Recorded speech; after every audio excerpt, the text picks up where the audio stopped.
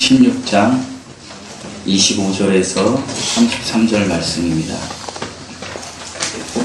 요한복음 16장 25절에서 33절 말씀, 제가 가진 성경으로 신약 176면입니다.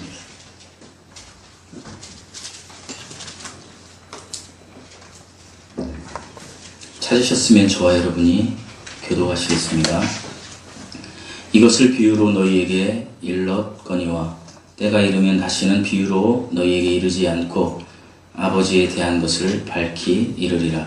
그날에 너희가 내 이름으로 구할 것이요 내가 너희를 위하여 아버지께 구하겠다 하는 말이 아니니, 이는 너희가 나를 사랑하고 또 내가 하나님께로부터 온 줄 믿었으므로 아버지께서 친히 너희를 사랑하심이라.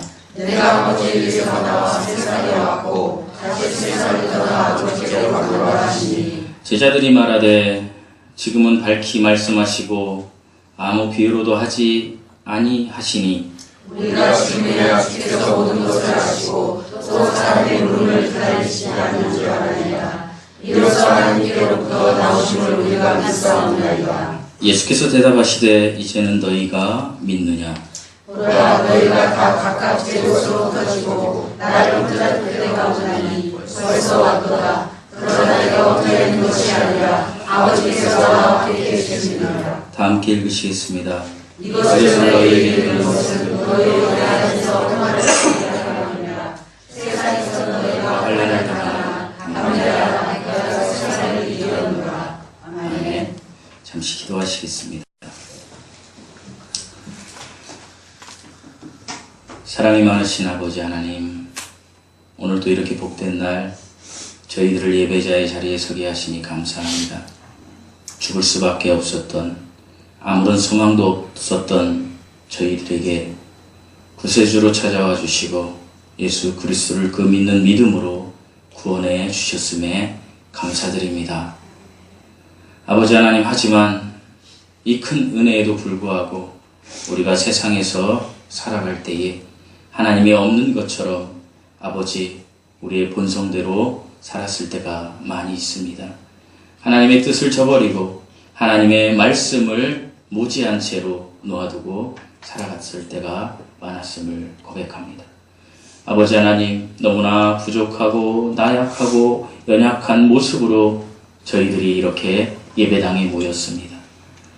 우리가 아버지 하나님 이제 말씀을 들을 때에 우리의 심령이 뜨거워지게 하시고 성령 충만케 되어서 아버지 하나님, 주님을 만났던 그 첫사랑을 회복하게 하여 주시옵소서.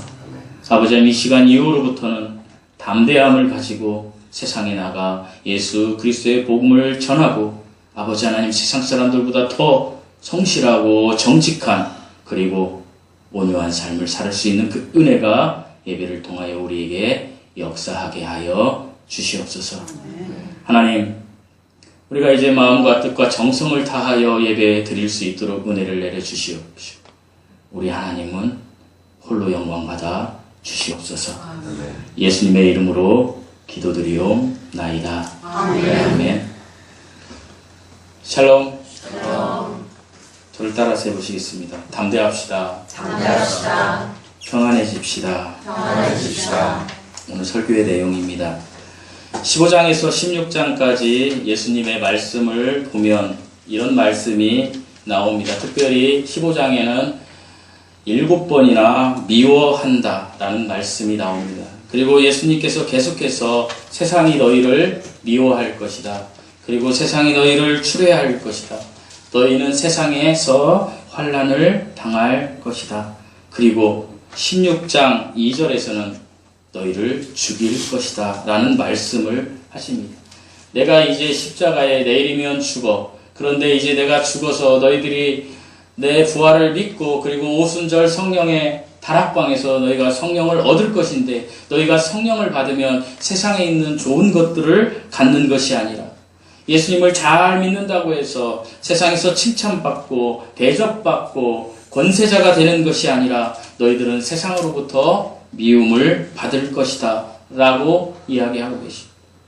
예수님께서는 2000년 전에 이 이야기를 하셨고, 이 이야기는 실제로 예수님을 신실하게 믿었던 그리스도인들에게 우리가 도저히 이해할 수 없으리만큼 너무나 실제적으로 직면하게 되었습니다. 제가 요즘 폭스에 순교사를 좀 읽고 있습니다. 거기에 보면 제가 한번 읽었었는데 몇 년 전에 다시 읽고 있습니다.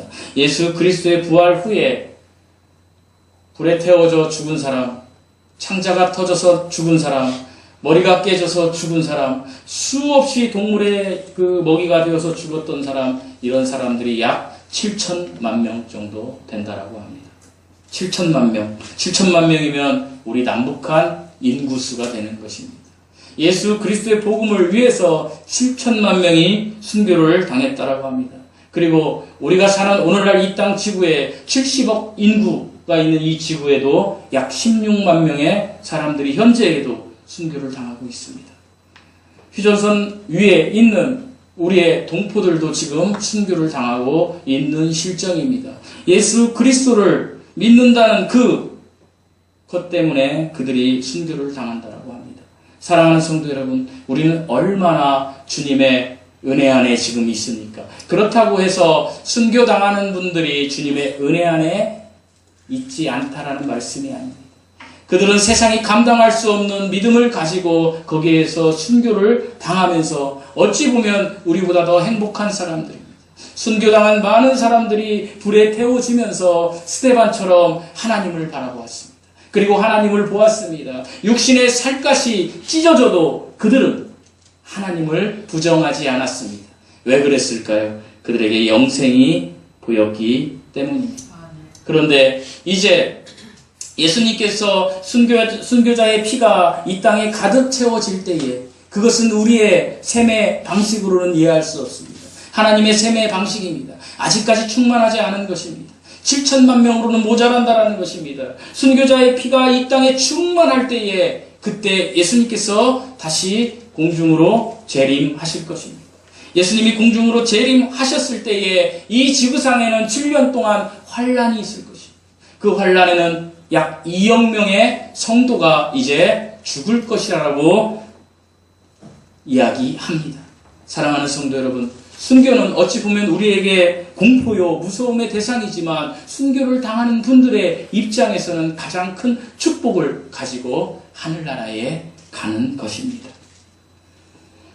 그런데 오늘날 우리들은 어떠합니까? 우리나라처럼 잘 사는 나라, 또 미국처럼 선진국 이런 나라에서는 예수 그리스도를 믿는 것이 그저 나의 인생의 어떤 오락 정도로 여기고 살아가지는 않는지 우리는 한번 생각해 보아야 될 필요가 있습니다.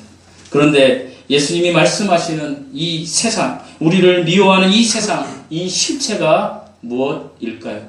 이 세상이 무엇이냐는 말씀입니다. 요한복음 3장 16절에 하나님께서 세상을 이처럼 사랑하사 독생자를 주셨으니 이는 그를 믿는 자마다 멸망하지 않고 영생을 얻게 하려 함이라.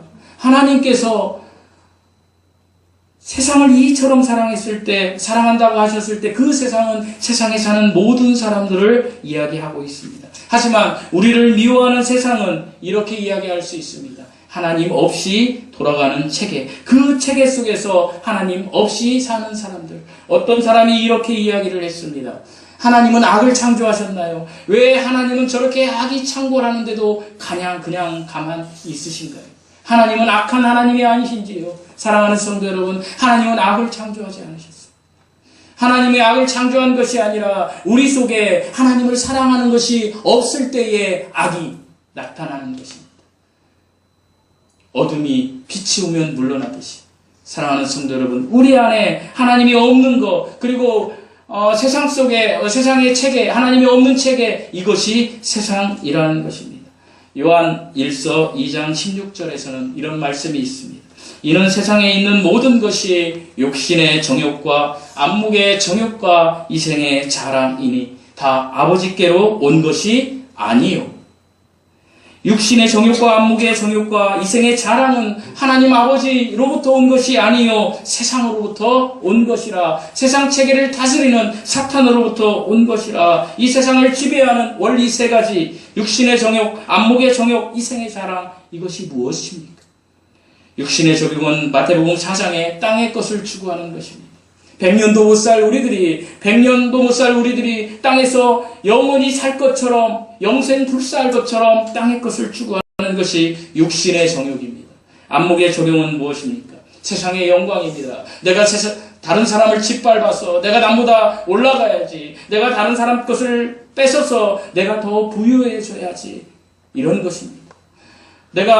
다윗 왕도 그러지 않았습니까? 밧세바라는 흠모할 만한 그 여인이 있었을 때, 그 여인을 보았을 때 그 여인을 빼앗고 그의 남편을 죽여버리지 않았습니까?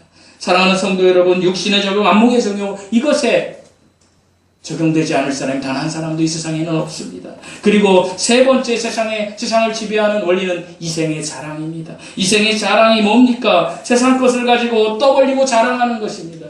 우리가 그러지 않는지 한번 살펴보아야 합니다. 우리가 예수님을 믿는다는 말을 함부로 하면서 우리는 어떻습니까? 우리를 자랑하고 다른 사람을 비판하고 수군거릴 때가 많이 있습니다. 하나님이 없는 것처럼 그렇게 할 때가 저와 여러분 많이 있지 않습니까? 이것이 이생의 자랑이라는 것입니다.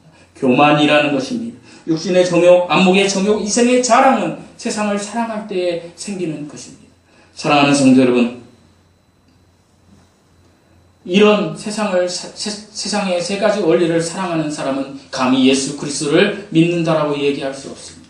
그러면 이 세 가지를 사랑하지 않는 사람이 있을까요? 없습니다. 이 세 가지를 모두가 사랑합니다. 그게 인간의 본성입니다. 그렇기 때문에 하나님은 너무나 우리의 본성을 잘 알았기 때문에 창조주이신 하나님이 2000년 전에 이 땅에 오셔서 그 핏부림으로 우리를 구원하시고 우리가 남은 삶 동안 살아갈 때에 너희들이 늘 회개해야 된다라고 주님이 이야기하시는 것입니다. 그래서 제가 여러분에게 회개를 강조하는 것입니다. 사랑하는 성도 여러분, 우리가 예수 그리스도를 믿어 구원받는 회개는 단 한 번의 회개로 족합니다. 하지만 우리가 성화되는 과정에서, 예수 그리스도를 닮아가는 과정에서의 회개는 매일매일 해야 됩니다. 그렇기 때문에 우리가 이 예배당에 오면 우리가 그저 세상에 있는 오락관처럼 웃고 그렇게 할 여유가 없는 거예요. 우리는 이곳에 와서 하나님 앞에 기도해야 돼요. 그리고 하나님의 깊은 임재 속으로 내가 지난 한 주간 하나님 없이 살았던 것에 대해서 간곡히 하나님 앞에 아뢰고 회개해야 돼요. 그렇게 할 때에 우리가 하나님의 임재 속으로 들어가는 거예요. 이것이 회개예요. 내 삶을 돌이키는 거 어디로? 하나님께로. 이것이 회개고 하나님의 임재 속으로, 하나님의 말씀 속으로 들어가는 것이, 이것이 회개예요. 여러분이 오늘 예배당에 오셨을 때 이렇게 하셨습니까? 아니면 옆 사람과 세상 이야기하고 수근수근거리고 비방하고 그리고 웃고 이렇게 즐기셨습니까? 적어도 저는 장로교회를 하고 있지만 저는 침례교회 출신이기 때문에 침례교회는 자유분방하지 않습니까? 그래서 이 강대상도 올라오고, 우리 어렸을 때는 강대상에 신발 신고 올라오는 건 상상도 안 되었습니다. 물론 그런 것들이 율법적일 수 있습니다. 그런 것들을 밟고 올라오는 것이 잘못됐다는 얘기가 아닙니다. 하지만 우리가 이 예배당에 왔을 때 하나님의 임재를 느끼며 내가 찬양할 때, 내가 기도할 때 반드시 하나님을 만나셔야 된다는 것입니다. 여기는 오락관이 아닙니다. 여기는 오락실이 아닙니다. 사랑하는 성도 여러분, 하나님이 사랑하는 사람들은 하나님 앞에 늘 하나님께로 가려고 하는 사람을 하나님이 사랑하신다는 사실을 잊지 마십시오. 이런 사람을 세상이 미워한다는 것입니다. 여러분 자신을 놓고 잘 생각해 보십시오. 과연 세상 사람들이 나를 미워할까? 내가 나타나면 이영국하고 좋아할까? 이영국하고 좋아하는 사람은 반드시 하나님 앞에 자신을 내어놓아야 될 필요가 있습니다. 왜 그렇습니까? 하나님이 세상이 너희를 미워할 것이라고 이야기하셨기 때문입니다. 그렇다면 세상이 왜 우리를 미워할까요? 그것은 하나님께서 이렇게 이야기하십니다. 같이 안 하기 때문에 미워합니다. 우리가 세상 사람들이 즐기는 쾌락과 오락, 그리고 술과 담배, 이런 것들을 같이 안 하기 때문에 우리를 왕따시키는 것입니다. 세속주의자와 구별된 삶을 사니까 미워합니다. 세상 사람들이 돈 하고 쫓아가는데 우리는 그거와 딱 결별하고 예수 그리스도의 은혜가 있는 그만큼 내가 감사하며 충만하게 살겠다라고 단언하니까 사람들이 우리를 미워한다라는 것입니다. 예수님을 모르고 미워하기에 우리를 또 미워한다고 주님이 이야기하십니다. 소속이 다르기 때문입니다. 세상 사람들은 우리와 소속이 다르기 때문에 우리를 미워합니다. 너희가 세상에 속하였으면 세상이 자기의 것을 사랑할 터이나 너희는 세상에 속한 자가 아니요 도리어 세상에서 나의 택함을 입은 자인 고로 세상이 너희를 미워하느니라. 사랑하는 성도 여러분, 여러분 인생에 지금까지 살아온 중에 여러분이 그리스도인이라고 했을 때 세상이 여러분을 미워한 적이 있습니까? 아니면 세상이 여러분이 나타날 때마다 열광합니까? 여러분, 오늘 하나님의 말씀을 들으시면서 우리가 정말로 세상이 미워할 사람, 세상이 감당치 못할 사람으로 우리가 다시 태어나야 한다는 사실을 잊지 말아야 합니다. 세상은 세상은 무지하기 때문에 우리를 미워합니다. 요한복음 15장 21절에서 그러나 사람들이 내 이름을 인하여, 여기서 내 이름은 예수 그리스도입니다. 내 이름을 인하여 이 모든 일을 너희에게 하리니 이는 나 보내신 이를 알지 못함이니라. 하나님을 모르기 때문에 우리를 미워한다는 것입니다. 세상은 하나님이 누구신지 모릅니다. 하물며 그들이 구원받은 우리의 존재를 어떻게 알 수 있겠습니까? 알 턱이 없습니다. 우리가 구원받았다고 어떻게 알 수 있겠습니까? 그저 절에 가는, 불교에 가는 사람, 그리고 다른 종교, 무당 가는 사람이나 교회 가는 사람 똑같다라고 치부한다라는 것입니다. 하나님을 모르기 때문에 우리를 미워합니다. 사랑하는 성도 여러분, 세상이 이렇게 예수님을 미워하듯이 우리를 미워한다면 우리는 세상에 어떤 반응을 보이며 살아가야 할까요? 그리스도의 삶, 그리스도인이라고 인정받은 사람의 삶은 어떤 삶을 살아가야 할까요? 오늘 두 가지를 가지고 여러분과 은혜를 나누겠습니다. 세상이 우리를 미워할 때 우리가 세상에 대하여 세상이 우리를 미워할 때 우리는 담대하게 나아가야 합니다. 어떻게요? 담대하게 나아가야 합니다. 33절 말씀을 다 함께 읽어보시겠습니다. 33절입니다. 시작. 이것을 너희에게 이루소서. 너희들의 안에서 평안을 누리게 하려 합니다. 세상에서 너희와 하나님과 함께하라. 내가 세상을 이기노라. 그리스도인이 담대해야 할 이유가 무엇일까요? 이것은 본문에 나온 대로 예수님이 세상을 이기었다라고 선언하셨기 때문입니다. 여기서 이기었노라는 헬라어로 네니케카라는 말입니다. 뭐라고요? 저는 공부를 하고 왔으니까 알지만 여러분 모르죠? 적어놓으세요. 네니케카라는 말입니다. 이것은 한 번 이기고 끝나는 승리가 아닙니다. 이것은 영속적으로 이기는 완료형의 승리를 뜻하는 것입니다. 그러므로 그리스도인 된 우리는 승리하여 우리의 주가 되신 예수님을 바라보고 의지할 때마다 우리 마음속에, 깊은 하트 속에 담대함을 가질 수 있습니다. 여러분이 이 땅에 태어나서 많은 선물을 받으셨을 것입니다. 여러분에게 있어서 가장 큰 선물은 무엇입니까? 아마도 많은 사람들이 그럴 것입니다. 우리의 부모님이십니다. 또 부모님 중에서도 아버지와 어머니를 굳이 구별하자면 우리의 어머님이실 것입니다. 엄마, 이 소리만 들어도 눈물이 나지 않습니까? 엄마. 그러나 이 엄마는 이 땅에서 100년도 잊지 못할 인연으로밖에 살 수 없습니다. 그것은 창조주가 그렇게 법칙으로 만들어버린 것입니다. 그러면서 창조주는 계속 이야기하십니다. 세상에서 가장 큰 선물은 너희가 인생에 태어남과 동시에 한 가지를 선택한 것이다. 그것은 예수 그리스도를 만나는 것입니다. 예수 그리스도를 믿은 것이 최고의 선물이라는 것입니다. 이 예수 그리스도를 믿은 사람들에게 예수님은 이렇게 이야기하십니다. 마음을 강하게 하고 담대히 하라. 두려워 말며 놀라지 말라. 내가 어디로 가든지 내 여호와가 너와 함께 하느니라. 이게 주님의 말씀입니다. 마음을 강하게 하고 담대히 하라. 어떠한 상황이 온다 할지라도 여러분 마음을 강하게 하고 담대히 하십시오. 마음을 강하고 담대히 하고 두려워하며 놀라지 마십시오. 우리가 두려워하며 놀랄 분은 오직 한 분밖에 없습니다. 하나님밖에 없다라는 것입니다. 세상에 대하여 두려워하고 놀라지 마십시오. 우리 중에 지금 고난을 받으시는 분이 계십니까? 우리 중에 지금 핍박을 받으시는 분이 계십니까? 우리 중에 직장에서 어려움을 겪고 계신 분이 계십니까? 지금 우리 중에 악과 대결하다가 왕따 당하고 손해보는 분이 계십니까? 우리 중에 지금 내가 뭔가 하고자 하는데 안 되는 분이 계십니까? 담대하시기 바랍니다. 하나님께서 여러분의 인생을 은혜의 인생으로 바꿔주시려고 지금 다 이미 설계해 놓으셨습니다. 반드시 우리가 이깁니다. 지금 힘들어도 결국에는 우리가 승리한다라고 주님이 선언하시고 약속하셨습니다. 믿으라는 것입니다. 담대하라는 것입니다. 그렇다면 우리가 믿고 담대하려면 어떻게 해야 될까요? 목사님, 제가 아무리 담대해지려고 해도 저는 담대할 수가 없어요. 제가 여러분에게 소개하겠습니다. 여러분이 담대하려면 반드시 하루에 한 번 성경 구절을 암송하십시오. 그리고 하나님께 전화하십시오. 여러분 일주일 동안, 앞으로 7주 동안 제가 매일매일 여러분에게 여러분 하루에 한 구절 읽으세요. 이렇게 이야기하면 여러분 잘 안 읽는 것 같아요. 왜? 삶의 변화가 안 느껴지니까. 그러니까 제가 좀 늘려보겠습니다. 일주일에 한 번 여러분 성경 구절을 택하십시오. 저는 이번 주에 이런 성경 구절을 택했습니다. 내게 능력 주시는 예수 그리스도 안에서 내가 모든 것을 할 수 있느니라. 내가 어떤 상황에서라도 저는 이것을 선포할 것입니다.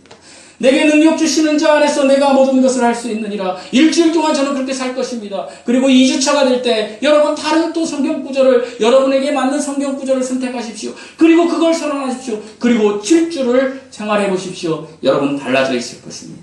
그리고 그럴 때마다 여러분에게 한 팁을 드리겠습니다. 부활 승리하신 예수 그리스도를 바라볼 수 있는 한 팁을 드리겠습니다. 그것은 예수님께, 하나님께 전화하는 것입니다. 하나님의 전화번호를 알려드리겠습니다. 예레미야 33장 3절입니다. 하나님의 전화번호는 예레미야 33장 3절인데 거기 말씀에는 이렇게 되어 있습니다. 너는 내게 부르짖으라. 내가 내게 응답하겠고 내가 알지 못하는 크고 비밀한 일을 내게 보이리라. 사랑하는 성도 여러분, 세상에 두려움이 있습니까? 세상에서 안 풀리는 일이 있습니까? 하나님께 전화하세요. 여러분 친구에게 전화했는데 통화 중일 때가 있지 않습니까?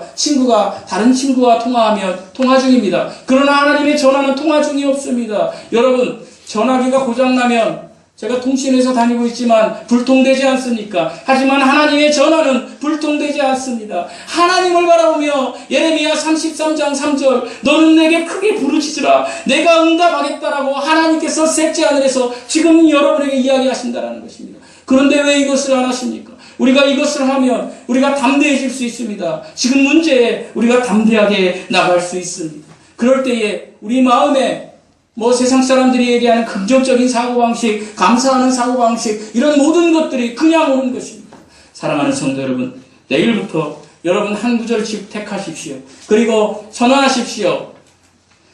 어려움이 있을 때마다 그 하나님의 말씀을 하늘을 보면서 선언하시고 그리고 하나님께 전화하십시오. 하나님 저에게 이런 문제가 있어요. 하나님 저에게 이런 소망이 있어요. 하나님 이것을 꼭 해야 돼요. 하나님의 일을 위하여 이걸 제가 꼭 해야만 해요 라고 하나님께 전화하시라는 것입니다. 반드시 여러분의 문제가 해결되고 여러분의 인생이 복된 인생으로 바뀔 것입니다. 이 은혜가 여러분 모두에게 임하시기를 예수님의 이름으로 축원드립니다. 둘째로, 세상이 우리를 미워할 때에 우리는 따라서 해보시겠습니다. 우리는 마음에 평안을 가져야 합니다. 우리 33절 다시 한번 읽어보시겠습니다. 33절입니다. 시작. 이것을 너희에게 이르는 것은 너희로 외안에서 평안을 누리게 하리라. 세상에서 너희가 하나하나 담대하라. 내가 천성이니라. 33절 말씀은 평안이 어디에서 오는지를 말씀하십니다. 특별히 오늘 25절에서 32절까지 내용은 예수님께서 자신의 정체성에 대해서 이야기하십니다.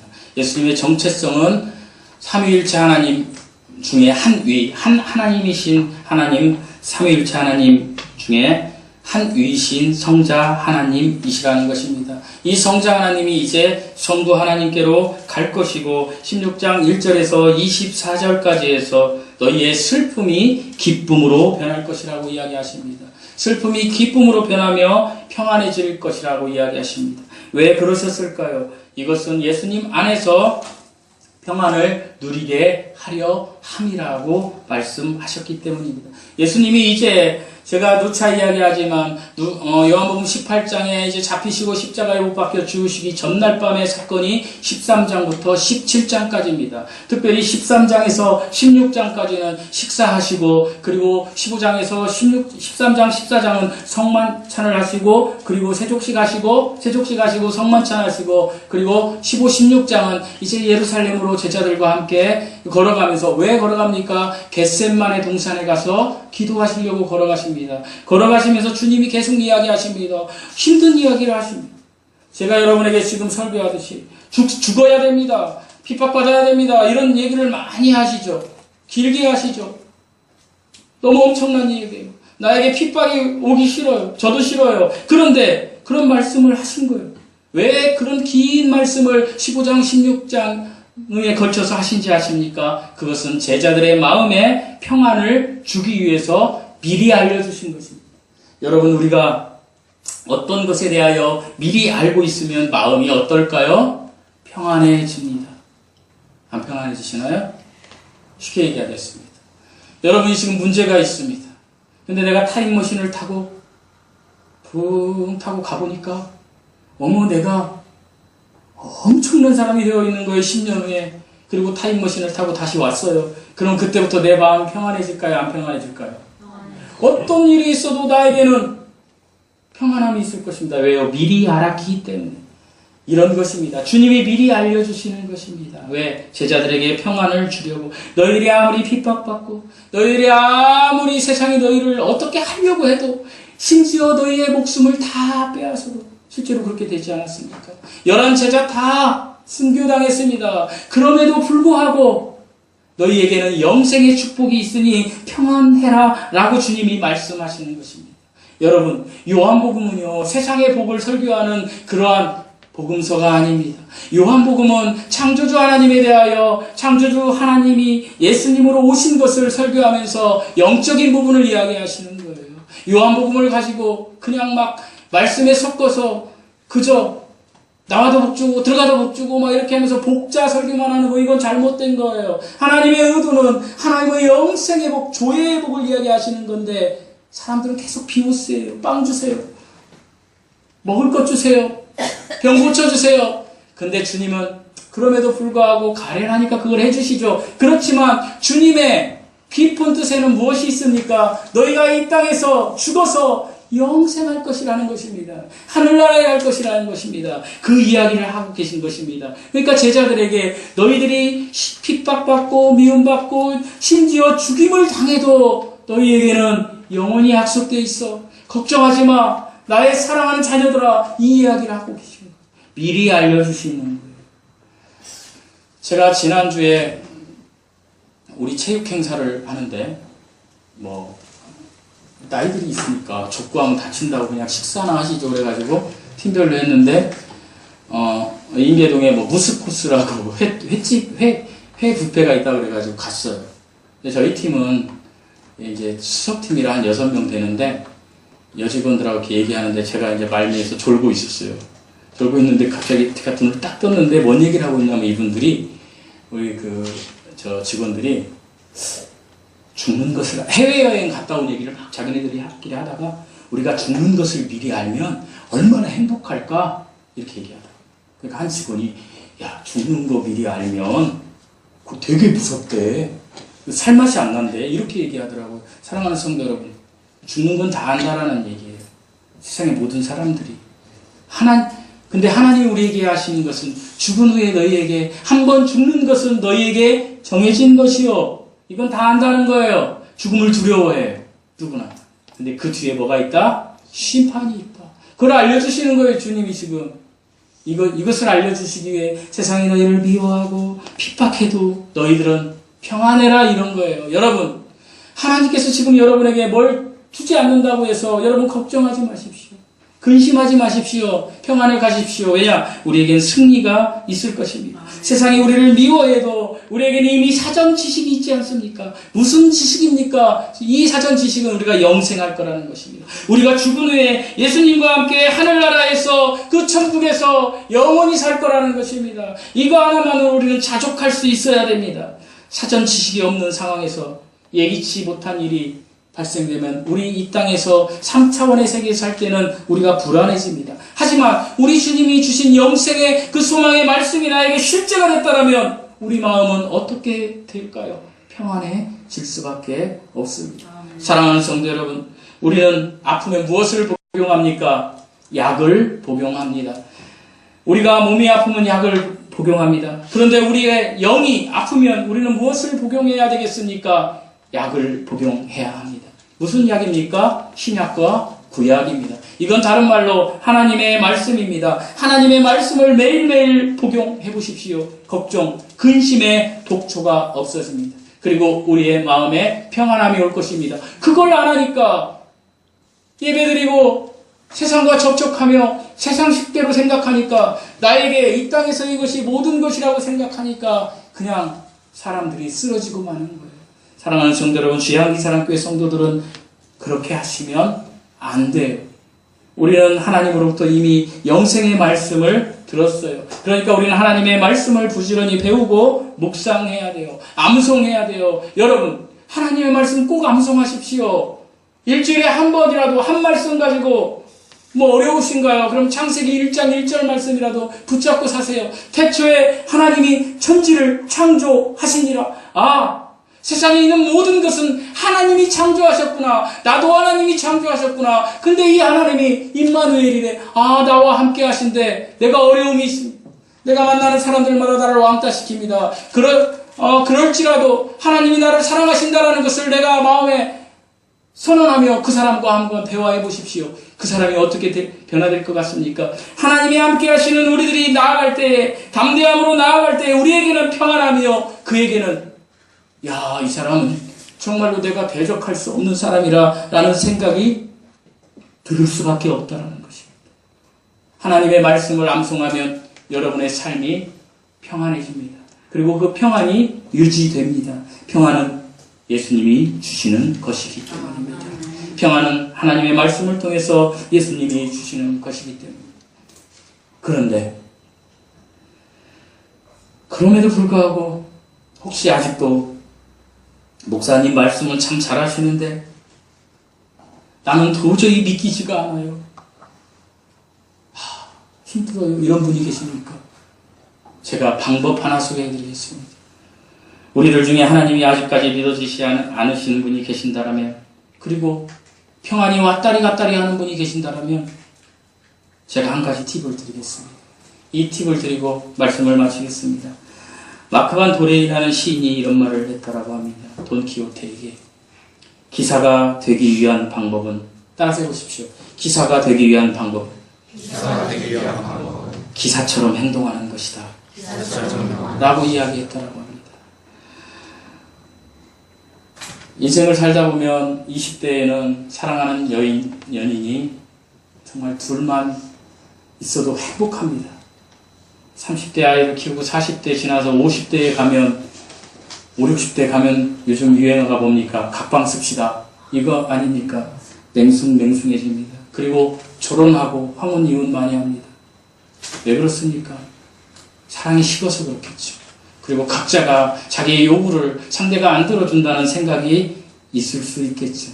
그런데 이 부부관계를 다시 유지하고 정말 내 아내와 남편을 사랑하는지 확신할 수 없다라면 남편을, 아내를 사랑하는 것처럼 행동하라는 것입니다. 돈키호테가 기사처럼 그냥 아주 세상 사람들이 볼 때는 미친 사람입니다. 말 타고, 이거 생각해 보시고 지금 말 타고 뭐 봉 들고 나는 기사처럼 행동하는 것입니다. 부부관계도 그렇습니다. 남편이 왼수 같습니다.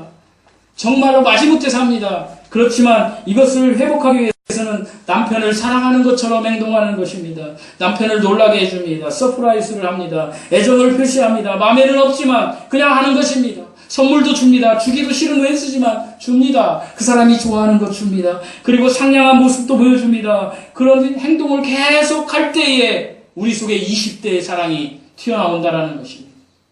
이것은 하나님의 관계와도, 하나님과의 관계에서도 동일하게 적용된다는 사실입니다. 하나님의 말씀이 믿어지지 않습니까? 하나님의 말씀이 사실인 것처럼 작정하고 행동해 보십시오.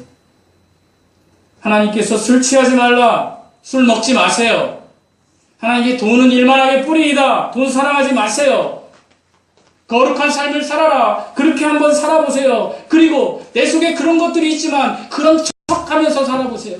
그런 척하면서 살아보다 보면 하나님께서 어느 순간에 정말로 내가 하나님을 확신하는 것처럼 확신하는 것을 느끼게 해준다는 것입니다.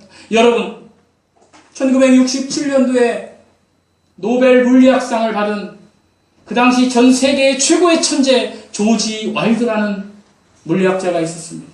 조지 와일드가 노벨학상을 받으면서, 여러분 노벨학상 받았어요? 앞으로 인생길, 여정길에 제가 무시하는 건 아니지만 저와 여러분 노벨상을 받기가 상당히 어려울 것입니다. 그런데 노벨 물리학상을 받았던 조지 월드가 이렇게 이야기합니다. 세상에는 모든 생물체에게 두 가지 사실만 적용된다. 첫 번째 사실, 무생물에서 유생물이 되고 그 생물이 점점 발전해서 사람이 되고 원숭이가 되고 뭐 개가 되고 뭐 고래가 되고 이렇게 된 진화론. 두 번째, 어떤 지적인 설계자가 어떤 절대적인 조물주가 지적 설계를 통하여 만든 창조. 둘 외에 다른 법칙은 없다. 그런데 첫 번째 진화론은 조지 월드가 살았던 1967년을 기점으로 100년 전에 파스텔이라는 학자를 통하여 무생물에서 유생물로 갈 수 없는 것은 이미 정해졌고 많은 과학자들이 이걸 사실로 인정했다. 그러나 나는 이제 하나 남은 어떤 조물주가 모든 것을 창조했다는 것을 나는 믿지 않기로 내 마음에 작정했다. 왜? 철학으로 보면 나는 도저히 이것을 받아들일 수 없기 때문이다. 이 사실을. 이렇게 하고 그는 죽었습니다. 어디에 갔겠습니까? 지옥에 갔습니다. 사랑하는 성도 여러분, 제가 왜 이것을 소개하는지 아십니까? 그가 하나님을 믿지 않기로 작정했다라는 것입니다. 여러분, 하나님을 믿기로 작정하십시오. 그리고 하나님을 믿는 사람처럼 행동하십시오. 그리스도인처럼 행동하십시오. 기독교는 언제나 신뢰와 순종이 우선되어야 합니다. 하나님의 말씀에 순종이 우선되어야 여러분의 믿음이 생기고 믿음이 실제가 되고 믿음이 성장된다는 사실입니다.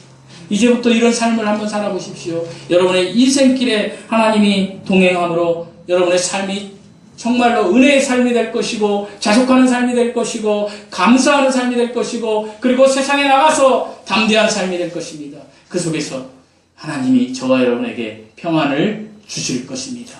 이 남은 인생을 이렇게 살아가시는 여러분 되시기를 예수님의 이름으로 축원드립니다. 아멘. 기도하시겠습니다.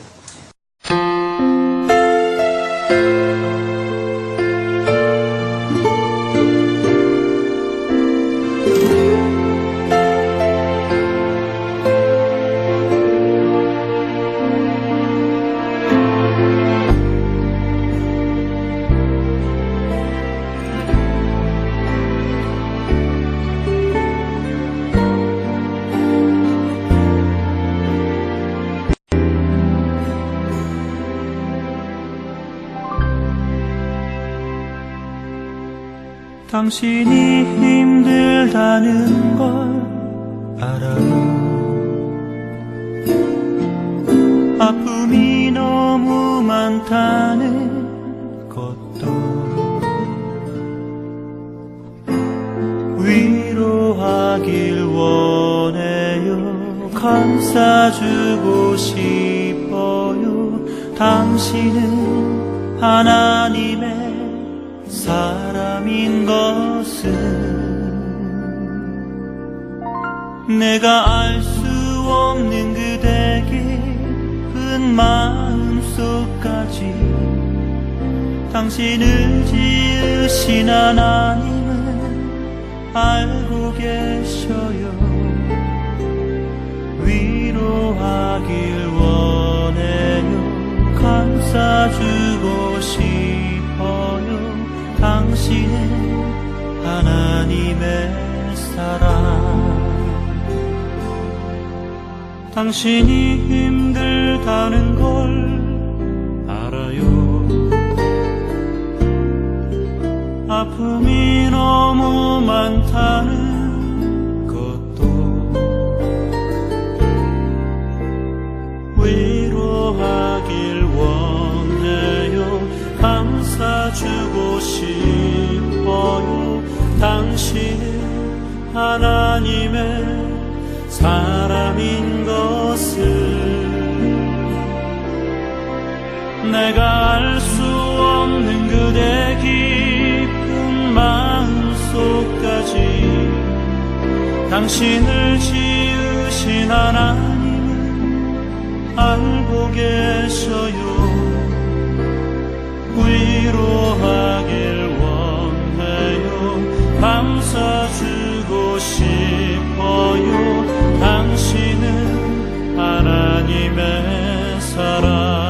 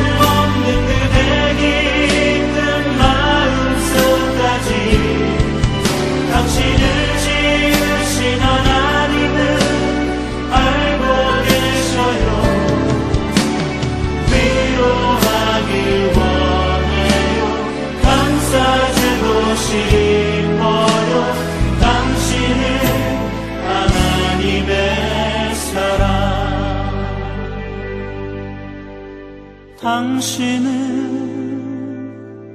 하나님의 사랑.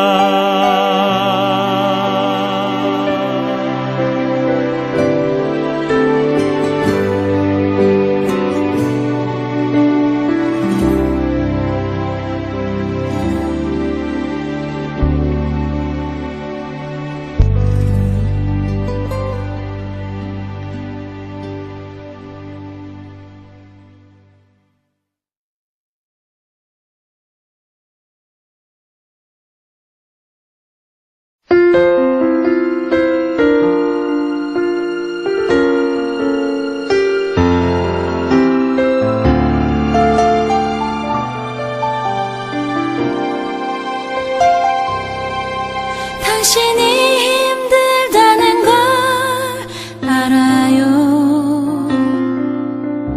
아픔이 너무 많다는 것도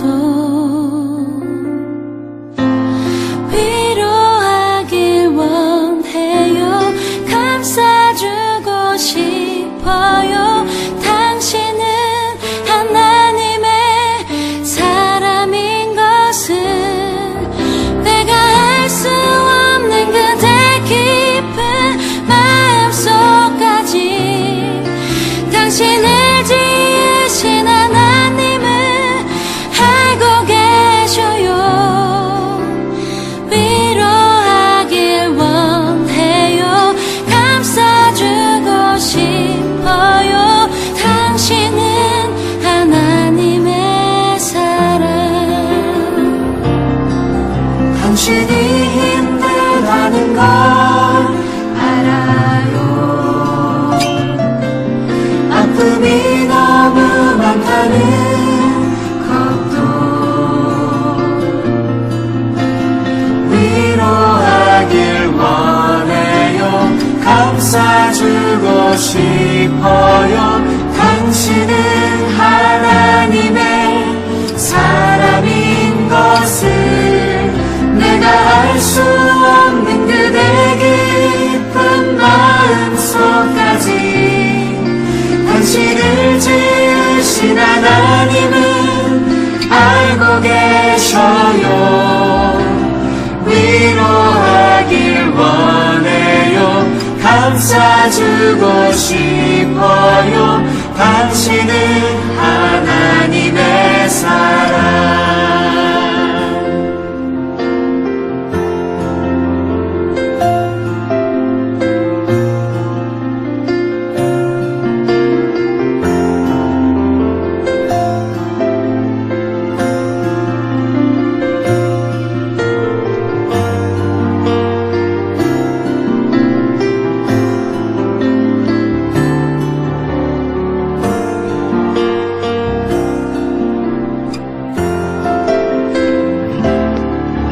당신이 힘들다는 걸 알아요.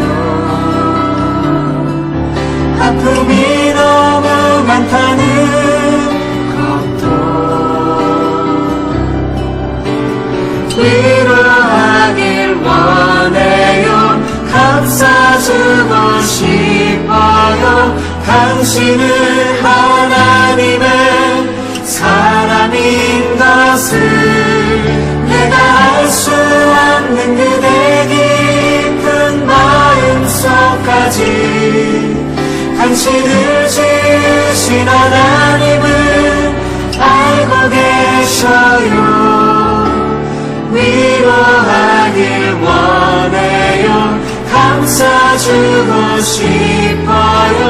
당신은 하나님의 사랑. 위로하길 원해요. 감싸주고 싶어요.